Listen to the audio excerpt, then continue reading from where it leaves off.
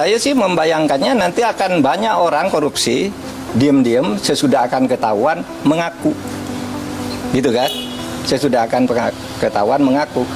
Kan Pak Prabowo inginnya sebenarnya ya, agar aset negara tidak hilang. Aset recovery namanya kalau itu di konvensi PBB. Itu dibenarkan aset recovery itu. Tetapi yang termudah agar tidak terjadi diam-diam penyelesaiannya. Dulu saya sudah pernah mengusulkan loh. Tahun 2001 ketika saya Menteri Kehakiman, lalu saya tulis lagi usul itu di dalam buku saya yang terbit tahun 2003. Judulnya Setahun Bersama Gus Dur. Mari kita maafkan aja gitu. Tapi terbuka. Seperti yang dilakukan oleh Afrika, jangan diam-diam gitu. Nah ini diam-diam gimana caranya? Siapa yang bertanggung jawab? Lapor kepada siapa yang mengumumkan siapa? Apakah yang bersangkutan minta damai itu mau diumumkan namanya? Nah kalau tidak diumumkan tidak transparan, tidak ada yang tahu bahwa itu melanggar atau tidak.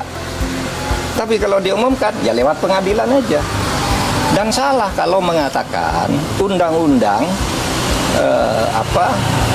untuk mengembalikan aset itu tidak ada jalannya. Kalau mau ya undang-undang perampasan aset diberlakukan aja, undang-undang perampasan aset yang sudah dituju oleh DPR sama pemerintah dulu, tapi lalu macet di DPR.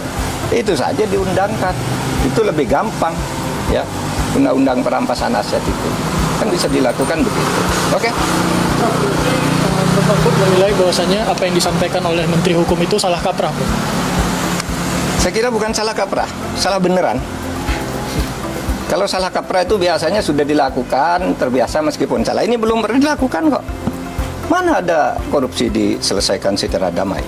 Itu korupsi baru, namanya kolusi. Kalau diselesaikan secara damai, dan itu sudah sering terjadi kan? Diselesaikan diam-diam antar penegak hukumnya yang ditangkap. Kalau menyelesaikan diam-diam kan banyak tuh yang terjadi. Jaksa, polisi, hakim masuk penjara kan mau menyelesaikan diam-diam. Iya, itu sama aja. Oke. Pak Andi Atas kan ada menyinggung sedikit soal turunan dari undang-undang kejaksaan. Ini apakah ada ya itu yang saya katakan tadi itu menyebut undang-undang kejaksaan itu salah.